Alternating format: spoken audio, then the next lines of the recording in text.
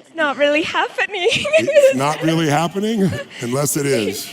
I'm not just listening to you on YouTube or an audio program. It's for real. Holy shit. Well, you can feel me besides hear me now. Oh my God.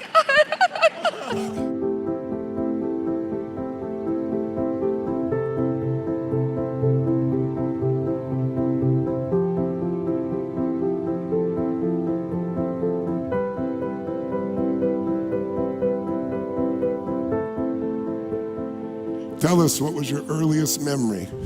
So my earliest memory was I was a young toddler, preschool, well, I guess maybe 2 or 3.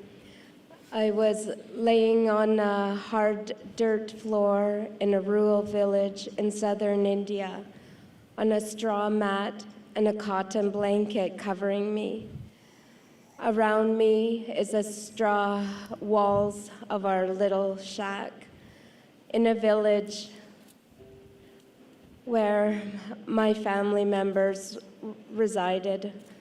My memory before this is my mother crawled out of the bed, stood up, covered me, and when Tony asked me to feel her emotion, I felt she was troubled. I felt she was torn. Out of the love for her baby daughter, she had to make a choice of keeping this blind girl who might never become anything more than playing in the dirt with badly deformed eyes, not to marry, not to bring a dowry, not to bring pride. Or she could give the child to God and take her to the streets of Coimbatore and Tamil Nadu, where a police officer would find me and take me to the children's orphanage. And when Tony asked me to look into the perspective of God, I found God's truth. And God's truth said, the product of the sperm and egg are not what you are meant. You're to be a child for a different family. And so I'm sure God protected my mother, comforted her while she had to make that choice to give me away and leave me there on the bus stop while other children played in the schoolhouse behind me. And I, not wanting to wait around because I don't like waiting and being told to stay here and wait for me, wait till I come back for you, I decided I would explore my surroundings. And well, I was so adventurous that I took steps away from the bus stop at the bench and decided to go back down the road to follow her. And I heard a dog barking, and that took me back to the bench where I scrambled up onto the top rail. And I was screaming and crying, and then a police officer found me, and he asked me, "What are you doing here? Why aren't you in school?" And I said, "Oh, don't worry, my mother's coming back for me." And he said, "Sure."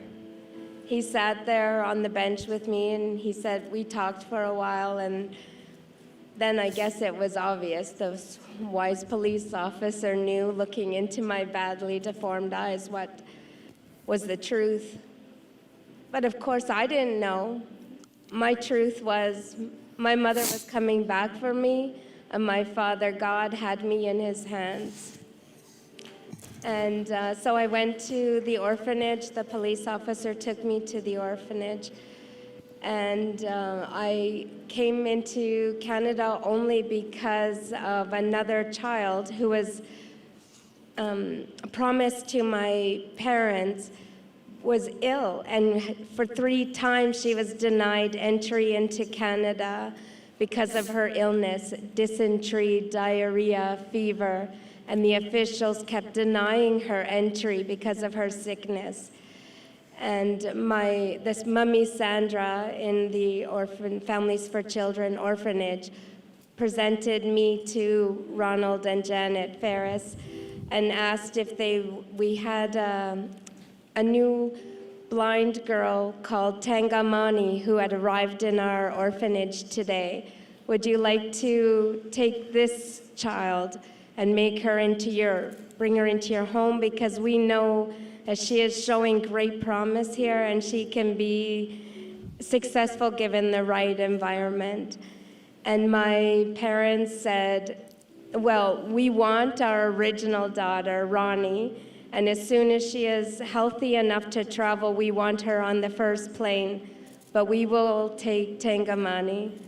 And so I am Tangamani.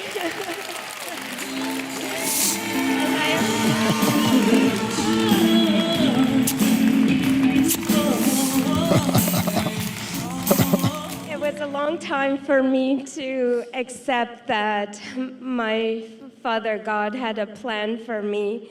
I always felt that I was abandoned and never good enough.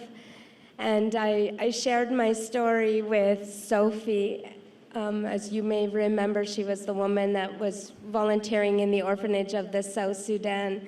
And I praised God that she was able to rewire her brain because the world needs more Mummy Sandras, Mummy Sophies to make sure that children deserve a family and that they have a right to a family and be loved by a family and become all that they can be in North America and other developed countries in this world.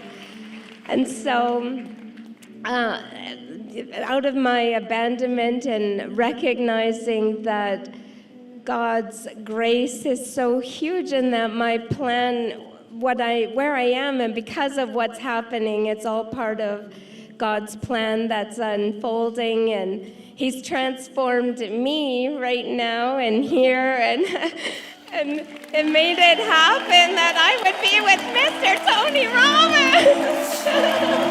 Absent feeling me, you actually use something else. Not sight, but something more powerful. Insight. Something that so many people are missing because they're busy looking and not perceiving. But you have a gift. Your gift is your joy. Your gift is you've not let anything ever stop you. Your gift is love. It's so easy to feel. I was drawn on this side of the room to you. I couldn't see you, but I could feel you. And I know you can feel me. And we can feel everyone in this room, can't we? You can feel their love for you right now. Yes, you can. Yes.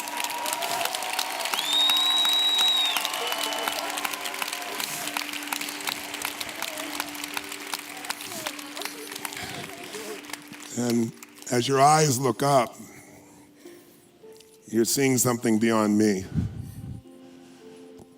You're seeing what has given you this gift of life and why you're a gift.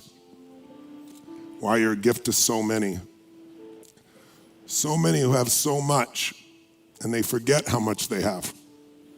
They forget the gifts that they have. And here you are with so much joy. And some would think you're missing some of those gifts, but I see that's not true at all. God has given you, and you have given God a gift. God has given you life, and you've given God back this sense of love and joy and gratitude for all that you do have. Well, I understand you have a new friend with Sophie, so I want to make sure that Sophie and whoever also would travel with you, you come to leadership because you're going to be a leader for our group if you'd like to be, for sure. And Ming is our guest.